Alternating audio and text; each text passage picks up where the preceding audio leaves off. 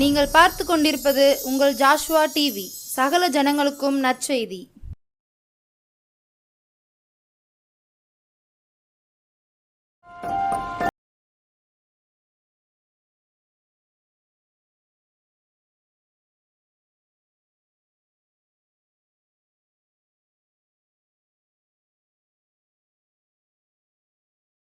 இரட்சகருமாய் இயேசுவின் நாமத்தினாலே ஜாஸ்வா டி நேயர் அனைவருக்கும் அன்பின் சமாதான வாழ்த்துக்களை தெரிவித்துக் கொள்கிறோம். இந்த நாளிலும் உங்களோடு பேசும்படியாக தேவன் கொடுத்த தலைப்பு காணாய் காண்பாய். அதாவது நீங்கள் எதையெல்லாம் காண மாட்டீர்கள், எதையெல்லாம் உங்கள் வாழ்க்கையில் காண்பீர்கள் என்று ஆண்டவர் சில காரியங்களை உங்களோடு பேச இருக்கிறார். நீங்கள் எந்த காரியங்களையெல்லாம் காண மாட்டீர்கள், எதையெல்லாம் காண்பீர்கள், அந்த நன்மைகளை காண நீங்கள் என்ன செய்ய வேண்டும்? எல்லா ஜனங்களும், அவரை நம்புகிறவர்களும் நம்பாதவர்களும் எதை காண்பார்கள் என்று சில காரியங்களை இன்று நாம் பார்க்க இருக்கிறோம். அதற்கு முன்பாக ஒரு நிமிடம் கண்களை மூடி ஜெபிப்போமா? அன்பின் பரலோக பிதாவே, உம்மை துதிக்கிறோம், சோத்தரிக்கிறோம். அப்பா தகப்பனே, நீங்கள் சொல்லியிருக்கீங்கப்பா, சில காரியங்களை, தீமையான காரியங்களை நீ காண மாட்டாய், நன்மையான காரியங்களை நீ காண்பாய் என்று சொல்லியிருக்கிறீங்களேப்பா. அந்த காரியங்களை குறித்து நீங்கள் பேசுங்கப்பா. அந்த கேட்கிற பிள்ளைகள் உள்ளங்கள் அதை விளங்கி கொள்ளட்டும். ஆவியானவர் நீர் பேசும், வழி நடத்தும். இயேசுவின் மூலம் ஜெபிக்கிறோம் நல்ல பிதாவே, ஆம், அமேன். காணாய், அதாவது நீங்கள் எதையெல்லாம் காண மாட்டீர்கள். பல்வேறு உங்களோட வாழ்க்கையில் அநேக பிரச்சனைகளை, பாடுகள் மத்தியில் நீங்கள் கடந்து சென்று கொண்டு இருக்கிறீர்கள். உங்களை பார்த்து தான் ஆண்டவர் சொல்லுகிறார், நீ இந்த காரியங்களையெல்லாம் நீ காணாய், நீ காண மாட்டாய் என்று சொல்லுகிறார். ஒருவேளை உங்களுக்கு வாழ்க்கையில் மனிதர்களால் பல உபத்திரவங்கள், பிரச்சனைகளை நீங்கள் கடந்து சென்று கொண்டு இருக்கலாம். இனிமேல் நீ அதை காணாய் என்று ஆவியானவர் என்று உங்களுக்கு சொல்லுகிறார். அந்த வார்த்தை உங்களுக்கு நேராக கடந்து வருகிறது. ஏசாயா 33வது அதிகாரம் 19வது வசனம், உனக்கு விளங்காத பாஷையையும் அறிதற்கரிய ஒரு விதமான பேச்சையும் உடைய அந்த குரூர ஜனங்களை இனி நீ காணாய். அதாவது விளங்காத பாசையும் அறிதற்கரியான ஒரு பேச்சை உடைய, உங்களுக்கு விரோதமாக பேசுகிற, உங்களால் விளங்கி கொள்ள முடியாத பாஷைகளை பேசி உங்களுக்கு விரோதமாக எழும்பி வருகிற அந்த குரூர ஜனங்களை, அந்த கொடிய ஜனங்களை இனி நீ காணாய். அதுதான் ஆண்டவர் சொல்கிறார். மனிதர்களால் எனக்கு இந்த தேவையில்லாத அந்த பிரச்சனைகள், போராட்டங்கள் வருகிறதே, நான் நன்மை தான் செய்கிறேன், அவர்கள் எனக்கு நன்மைக்கு பதிலாக தீமை செய்கிறார்களே, நான் நல்லதுதான் நினைக்கிறேன், ஆனாலும் அவர்கள் எனக்கு விரோதமாக எழும்பி வருகிறார்களே, நான் நன்மை செய்ததை தீமை என்று சொல்லி பேசுகிறார்களே, என் பெயர் களங்க விளைவிக்கத்தக்கதாக எனக்கு விரோதமாக பேசுகிறார்களே. இப்படிப்பட்ட சூழலில் நீங்கள் கடந்து சென்று கொண்டிருக்கிறீர்களா?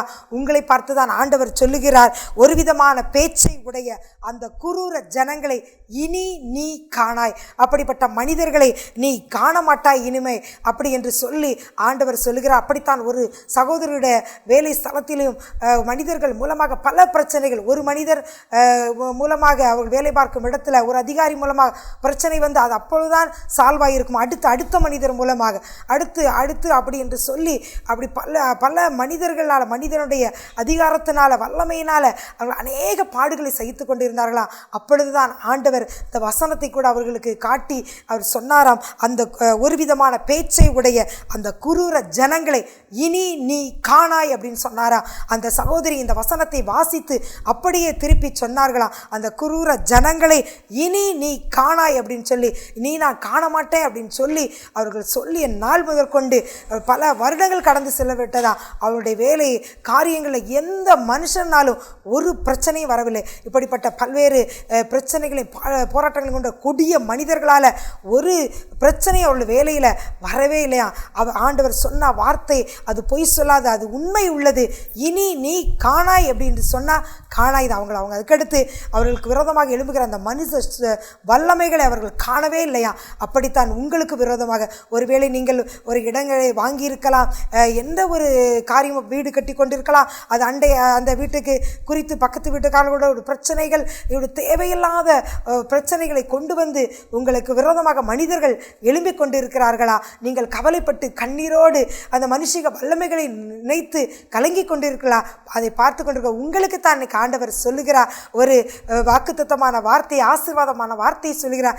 இனி நீ காணாய் அப்படி என்று சொல்லுகிறார். அப்படித்தான் கூட பிரியமானவர்களே, வேதத்திலும் யாத்திராகமம் 14வது அதிகாரம் 13வது வசனம் இப்படியாக சொல்லி, இன்று கண்ட எகிப்தியனை என்றைக்கும் காண மாட்டாய்.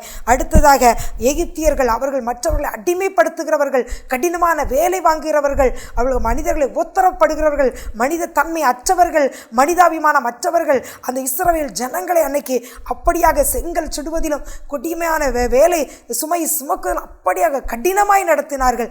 அப்படிப்பட்ட எகிப்தியர்களை இனி நீ காண மாட்டாய் அப்படி என்று சொல்லி ஆண்டவர் என்று அவர்களுக்கு வாக்கு கொடுத்தார். அப்படியாக அவர்களை விடுவித்து அந்த கானான் தேசத்துக்கு தேவன் கொண்டு வந்து விட்டார். அப்படித்தான் உங்களையும் ஒருவேளை மனிதர்கள் ஒடுக்குகிறார்களா, நசுக்குகிறார்களா, கடினமான சுமை உங்கள் மேலே சுமத்தப்படுகிறதா, ஒரு குடும்ப சுமையோ, வேலை ஸ்தலத்தில் உள்ள சுமையோ, என்னால் இந்த பாரத்தை தாங்க முடியவில்லையே, என்னால் இந்த நுகத்தை சுமக்க முடியவில்லையே என்று சொல்லி கலங்கி கொண்டு இருக்கிறீர்களா? உங்களை பார்த்தான் ஆண்டவர் சொல்லுகிறார், அந்த நீ காண்கிற அந்த எகிப்தியனை இனி நீ காணாய், இனி நீ காண மாட்டாய் என்று சொல்லுகிறார். அதாவது மனிதர்கள் மூலமாக வரக்கூடிய பிரச்சனைகள், இனிமேல் அந்த மனுஷிக வல்லமைகள் எழும்பி அவர்கள் உன்னை பயமுறுத்தாதபடிக்கு இனி நீ அவர்களை காண மாட்டாய் என்று ஆண்டவர் சொல்லுகிறார். அதாவது ஈசாக்கும் ஆதியாகமம் புஸ்தகத்தை நாம் எடுத்துக்கொண்டோமானால், ஆதியாகமம் 26வது அதிகாரத்தை பார்த்தோமானால், அங்கு ஈசாக்கு ஒரு துறவை வெட்டுகிறார். அதை அங்கு பெலிஸ்தியர்கள் மூடி போடுகிறார்கள். அவர் அதில் ஒன்றுமே சொல்லவில்லை. மறுபடியுமாக அடுத்து அங்கு துறவு வெட்டுகிறார். அதையும் அவர்கள் என்ன செய்கிறார்கள், மூடி போட்டு விடுகிறார்கள். அவர் அதையும் கடந்து சென்று விடுகிறார். இப்படியாக அந்த மனிதர்கள், பெலிஸ்தியர்கள் அங்கு ஈசாக்கு வெட்டுகிற துறவுகளெல்லாம் என்ன செய்கிறார்கள், இது எங்களுடையது எங்களுடையது என்று சொல்லி தூர்த்து போட்டு விடுகிறார்கள். அங்கு மனிதர்கள் மூலமாக ஈசாக்குக்கு ஒரு பிரச்சனை வருகிறது. ஆனால் அங்கு பார்த்தோமானால் ஈசாக்கிடம் நாம் ஒரு கற்றுக்கொள்ள வேண்டிய ஒரு பாடத்தை பார்த்தோமானால், அவர் ஆதியாகமம் 26:22, பின்பு அவிடம் விட்டு பெயர்ந்து போய் வேறொரு துறவை வெட்டினான். அதை குறித்து அவர்கள் வாக்குவாதம் பண்ணவில்லை. அங்கு ஈசாக்கு அந்த துறவை குறித்து அது அவனுடையதான், அவன் தகப்பனுடையதுதான். ஆனாலும் அவன் என்ன செய்தான், அதை குறித்து அவர்களோடு என்ன செய்யவில்லை, வாக்குவாதம் பண்ணவில்லை. ஒருவேளை மனுஷர்கள் உங்களை நிந்தித்து உங்கள் மேலே பழி சாட்டுதலையும் பொய்யான குற்றச்சாட்டுகளையும் கூறி உங்களை அவமானப்படுத்தி உங்களை பகைக்கிறார்களா, நீங்கள் அந்த ஈசாக்கை போல நீங்கள் என்ன செய்ய வேண்டும், வாக்குவாதம் பண்ணாமல் நீங்கள் தேவனுடைய சமூகத்தில் மாத்திரம் அதை சொல்லிவிட்டு அமைதியாக நீங்கள் காத்திருக்கும் பொழுது அந்த துறவுகளை தூர்த்து போடுகிற அந்த பெலிஸ்தியர்கள் நீங்கள் காண மாட்டீர்கள். மாறாக அங்கு பார்த்தோமானால் மறுபடி ஒரு துறவை வெட்டுகிறார். அதை குறித்து அவர்கள் திருப்பி அவனோட வரவே இல்லை. அந்த 22வது வசனத்தின் பின்பகுதியை பார்த்தோமானால், நம் தேசத்தில் பழுகும்படிக்கு இப்பொழுது கர்த்தர் நமக்கு இடம் உண்டாக்கினார் என்று சொல்லி ரகபோத் என்று அதற்கு பெயரிட்டான். அதற்கடுத்தாக பார்த்தோமானால் ஈசாக்கு அங்கு வாக்குவாதம் பண்ணவில்லை. அந்த மனுஷிக வல்லமைகள் அவனுடைய ஆசீர்வாதங்களை எல்லாம் தடுத்து தடை செய்து போட்டார்கள். ஆனால் அவரை நினைத்திருந்த தெய்வம், அதை பார்த்து கொண்டிருந்த அவருடைய தகப்பன் ஆகிய தேவன் அவர் கைவிட்டாரா, கைவிடவில்லை. அவர் பார்த்தார், அந்த காரியங்களை கண்டு அவர் ஈசாக்குடைய நற்குணத்தையும் பார்த்தார். அவர் அதை குறித்து வாக்குவாதம் செய்யாமல் அந்த இடத்துல பொறுமையாக இருந்ததினால பலுகும்படிக்கு இடம் உண்டாக்கினார். பின்பகுதியில் நாம் பார்த்தோமானால், அந்த மனிதர்களே அவர்கள் தேவன் உம்மை ஆசீர்வதித்திருக்கிறார், நாங்கள் உம்மோடு உடன்படிக்கை பண்ணுகிறோம் என்று சொன்னார்கள். இப்படித்தான் பிரியமானவர்களே, உங்களுக்கு விரோதமாக எழும்புகிற மனுஷிக வல்லமைகள் உங்களை அவர்கள் எப்படியாக பழித்து பேசினாலும், எப்படி உங்களை குற்றம் சாட்டினாலும் நீங்கள் கவலை கொள்ளாதீர்கள், நீங்கள் கலக்கம் அடையாதீர்கள். நீங்கள் செய்ய வேண்டிய ஒரே காரியம், அன்று ஈசாக்கு செய்தது போல வாக்குவாதம் செய்யாமல் பொறுமையோடு காத்திருக்கும் பொழுது ஒரு நாள் அவர்களே சொல்வார்கள், கர்த்தர் உம்மோடு இருக்கிறார், நாங்கள் உன்னோடு ஐக்கியமாய் இருக்கிறோம் என்று சொல்லி. அதனால் எதிர்த்து எழும்பி நிற்கிற மனுஷிக வல்லமைகளை கண்டு கவலைப்படாதீர்கள்.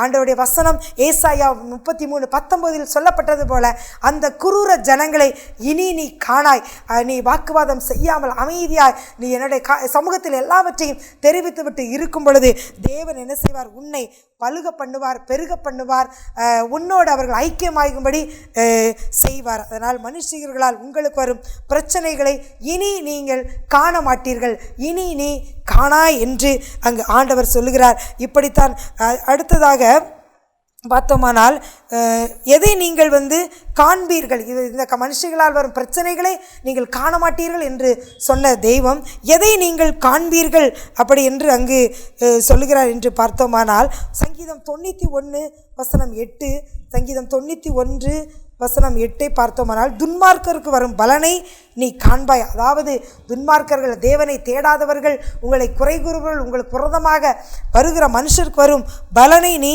காண்பாய் அப்படின்று இனிமேல் நீங்கள் அதை காண்பீர்கள். உங்களுக்கு விரோதமாக வருகிற மனுஷர்களை காண மாட்டீர்கள், அவர்களுக்கு என்ன நேரிடுகிறதோ அதை நீங்கள் பார்ப்பீர்கள் என்று ஆண்டவர் இன்று உங்களுக்கு சொல்லுகிறார். சங்கீதம் 37:34 கூட, நீ கர்த்தருக்கு காத்திருந்து அவருடைய வழியை கைக்கொள், அப்பொழுது நீ பூமியை சுதந்தரித்துக் கொள்வதற்கு அவர் உன்னை உயர்த்துவார். துன்மார்க்கர் அறுப்புண்டு போவதை நீ காண்பாய். துன்மார்க்கர் அறுப்புண்டு போவதை நீ காண்பாய். அதற்கு நீங்கள் என்ன செய்ய வேண்டும்? அங்கே வசனம் சொல்லுகிறது, கர்த்தருக்கு நீங்கள் காத்திருக்கணும் பொறுமையோடு. தேவன் நியாயம் செய்வார். உன் வழியை, கர்த்தருடைய வழியை நீங்கள் கை கொள்ள வேண்டும். நீங்கள் எல்லா காரியங்களையும் சுதந்திரித்துக் கொள்வீர்கள். துன்மார்க்கர் அறுப்புண்டு போவதை நீங்கள் காண்பீர்கள். காணாய் என்று சொன்ன தெய்வம் துன்மார்க்கர் பலனை, உங்களுக்கு விரோதமாக எழும்புகிற மனுஷருடைய பலன்களை அவர்கள் அறுப்புண்டு போவதை நீங்கள் காண்பீர்கள் என்று அங்கு ஆண்டவர் சொல்லுகிறார். அதனால் கவலைப்படாதீர்கள் பிரியமானவர்களே. அதற்கு நீங்கள் செய்ய வேண்டியது சங்கீதம் 37:34 சொல்லப்பட்டது போல நீங்கள் கர்த்தருக்கு காத்திருந்து அவருடைய வழியை கை கொள்ளுங்கள். அப்பொழுது துன்மார்க்கர் உங்கள் வாழ்க்கையில் இருந்து அறுப்புண்டு போவதை நீங்கள் காண்பீர்கள். அடுத்ததாக இன்னொரு காரியத்தை கூட நாம் பார்த்தோமானால், நீங்கள் எதையெல்லாம் இன்னும் காண்பீர்கள் என்றால், உங்கள் குடும்ப வாழ்க்கையில் உங்கள் குடும்பம் சமாதானத்தோடு இருக்க காண்பீர்கள். யோபு 5:24 பார்த்தோமானால், உங்களுடைய கூடாரம் சமாதானத்தோடு இருக்க காண்பீர்கள். உங்களுடைய கூடாரம் சமாதானத்தோடு இருக்கும்.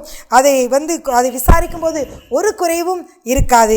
அதாவது உங்கள் குடும்பம், வீடு, உங்கள் கணவன் மனைவி, உங்கள் பிள்ளைகளோடு நீங்கள் வாழுகிற அந்த குடும்பத்தில் ஒரு குறையும் இனி இருக்காது. அந்த குறைவை நீங்கள் காண மாட்டீர்கள். அதில் சமாதானத்தை நீங்கள் காண்பீர்கள். முதலாவது பார்த்தோம், துன்மார்க்கர், உங்களுக்கு விரோதமாக வரக்கூடிய துன்மார்க்கர் நேரிடுவதை நீங்கள் காண்பீர்கள். அதற்கு நீங்கள் பொறுமையாக காத்திருக்க வேண்டும் என்று ஆவியானவர் சொன்னார். அடுத்ததாக பார்த்தோமானால், உங்கள் கூடாரம் சமாதானத்தோடு இருக்க நீங்கள் பார்ப்பீங்க. இதுவரைக்கும் அது எப்படி இருந்ததோ, கொந்தளிப்பும் கடல் அலைகள் போல குடும்பங்களில் பிரச்சனைகளும் பாடுகளும் இருந்திருக்கலாம். ஆனால் இனிமேல் அப்படியாக இல்லை. உங்கள் கூடாரம் சமாதானத்தோடு இருக்க காண்பீர்கள். அடுத்ததாக சங்கீதம் 128:5 சொல்லப்பட்டது போல, நீங்கள் ஜீவனுள்ள நாளெல்லாம் இனி நீங்கள் எருசலேமின் வாழ்வை நீங்கள் காண்பீர்கள். வசனம் சொன்னது போல, ஜீவனுள்ள நாளெல்லாம் நீ எருசலேமின் வாழ்வை காண்பாய் என்று ஆண்டவர் சொல்லுகிறார் உங்களுக்கு. அடுத்ததாக சங்கீதம் 128:6 சொல்லப்பட்டது போல, நீ உன் பிள்ளைகளின் பிள்ளைகளையும் இஸ்ரவேலுக்கு உண்டாகும் சமாதானத்தையும் காண்பாய் என்று ஆண்டவர் இன்று உங்களை பார்த்து சொல்லுகிறார். இப்படித்தான் நீங்கள் கர்த்தருக்கு காத்திருந்து அவர் வழியை நீங்கள் கை கொண்டு நடக்கும்போது உங்கள் பிள்ளைகளுடைய வாழ்வை நீங்கள் காண்பீர்கள். ஜீவனுள்ள நாளெல்லாம் எருசலேமின் வாழ்வை நீங்கள் காண்பீர்கள் என்று ஆண்டவர் இன்று உங்களுக்கு சொல்லுகிறார். அப்படித்தான் ஒரு அருமையான சகோதரி கூட வாலிப நாட்கள் முதல் கொண்டு ஆண்டவர் தன்னை அர்ப்பணித்து கர்த்தருக்காக அவர்கள் பரிசுத்தமாக ஆண்டவருடைய வேலைகள் செய்து இருந்தார்கள். தேவர் அவர்களுக்கு உலகத்திலும் நல்ல வேலையை கொடுத்தார். நல்ல ஒரு கணவரை, ஆண்டவருடைய வேலை செய்கிற நல்ல கணவரை கொடுத்தார். இன்றும் அவர்கள் தொடர்ந்து கர்த்தருக்காய் ஊழியம் செய்கிறார்கள். அருமையான அவருடைய 2 குமாரரை கொடுத்திருந்தார். பிள்ளைகளுக்கு திருமணமாகி அந்த பேர பிள்ளைகளோடு மருமக்கள்மாரோடு நல்ல ஒரு ஐக்கியமாக கர்த்தருக்காக வேலை செய்யும்படியாக கர்த்தர் அவர்களை உயர்த்திருக்கிறார். அதுபோல உங்களுடைய வாழ்க்கையிலும் பிள்ளைகளை அவர்களுக்கு உண்டாகும் சமாதானத்தையும் நீங்கள் காண்பீர்கள் என்று ஆண்டவர் சொல்லுகிறார். எப்பொழுது நீங்கள் இவைகளெல்லாம் காண்பீர்கள்? முதலாவது சொன்னார், குரூர ஜனங்களை நீ காண மாட்டாய், நீ காணாயின்னு சொன்னார். நீ எவைகளெல்லாம் காண்பாய் என்று சொன்னார் ஆண்டவர். உன் கூடாரம் சமாதானத்தோடு இருக்க காண்பாய், பிள்ளைகளின் பிள்ளைகளை காண்பாய், அடுத்ததாக எருசலேமின் வாழ்வை ஜீவனுள்ள நாளெல்லாம் காண்பாய். அதற்கு நீ காத்திருந்து கர்த்தருடைய வழியை கை கொள்ள வேண்டும் என்று சொன்னார். அடுத்ததாக இன்னொரு காரியத்தை கூட சொல்லுகிறார், நீ விசுவாசித்தால் தேவனுடைய மகிமையை காண்பாய் என்று. நீங்கள் நினைக்கலாம், என்னுடைய குடும்பத்தில் இவ்வளவு நெருக்கமான சூழல்கள் காணப்படுகிறது, எப்படி இந்த நிலைமைகள்லாம் மாறும் என்று சொல்லி இந்த பாடுகளை அனுபவித்தே நீங்கள் சோர்ந்து போய் அவிசுவாசத்தில் நீங்கள் இருக்கலாம். ஆண்டவர் என்று உங்களை பார்த்துதான் சொல்லுகிறார், நீ யோவான் 11:40 சொல்லப்பட்டது போல, அன்று லாசரு மரித்து போயிருக்கிறார். தேவர் அவரை எழுப்பும்படியாக இயேசு கிறிஸ்து அங்கு வருகிறார். அப்போது மார்த்தாள் சொல்லுகிறாள், அவன் மரித்து விட்டானே, நாருமே 4 நாள் ஆகிவிட்டதே என்று சொல்லுகிற அந்த மார்த்தாளை பார்த்துதான் ஆண்டவர் சொல்கிறார், நீ விசுவாசித்தால் தேவனுடைய மகிமையை காண்பாய் என்று.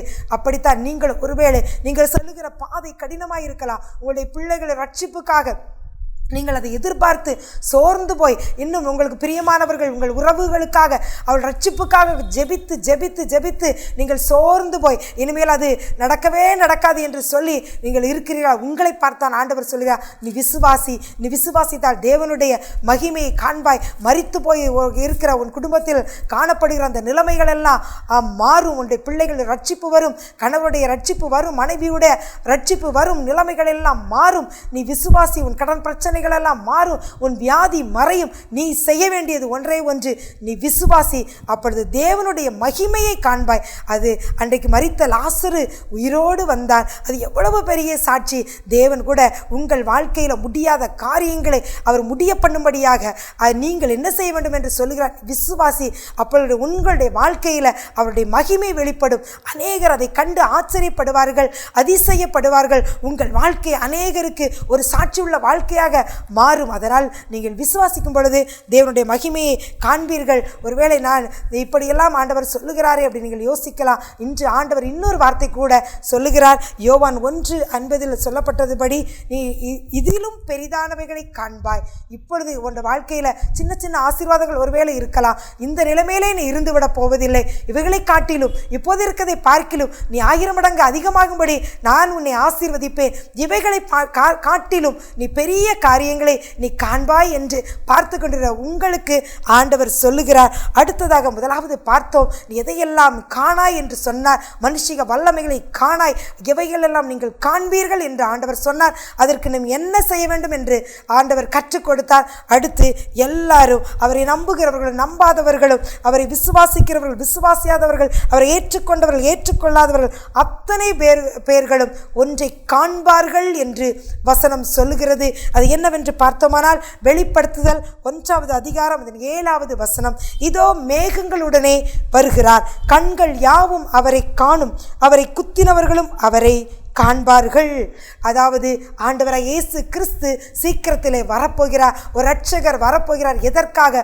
உங்களையும் என்னையும் அவரோடு கூட கோடி கோடியான வருஷமாக அவரோடு நாம் ஆளுகை செய்யும்படியாக, அந்த பரலோக ராஜ்யத்தில் நாம் அவரோடு வீற்றிருக்கும்படியாக, அந்த அழியாத வாழ்க்கைக்கு நாம் அங்கு அவரோடு வாழும்படியாக தேவன் என்ன செய்கிறார்? நம்மை அழைப்பதற்காக அவர் மேகங்களுடனே அவர் வருகிறார். அவர் வரும் பொழுது எல்லாரும் அவரை காண்பார்கள். நம்புகிறவர்கள் நம்பாதவர்கள் எல்லாரும் அவரை காண்பார்கள் அப்படி என்று சொல்லுகிறது வசனம். அவரை குத்தினவர்களும் அவரை காண்பார்கள் என்று வசனம் சொல்கிறது.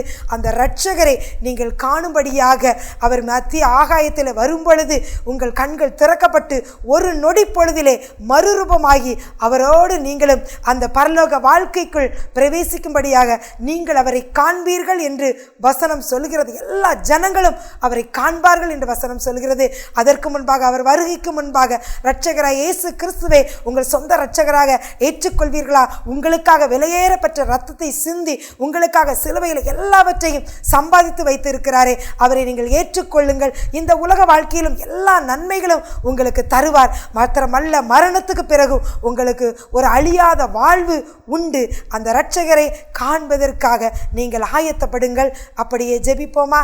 அன்பின் பரலோக பிதாவே, உம்மை துதிக்கிறோம், ஸ்தோத்திரிக்கிறோம் அப்பா. மனுஷிக வல்லமையினால ஆண்டவரே, மனிதர்கள் நெருக்கத்தினால யாரெல்லாம் பாடுபட்டு கலங்கி நிற்கிறார்களோ அவர்களுக்கு நீ சொன்னீர ஆண்டவரே, இனி அந்த குரூர ஜனங்களை இனி நீ காணாய் என்று சொன்னீரே அப்பா.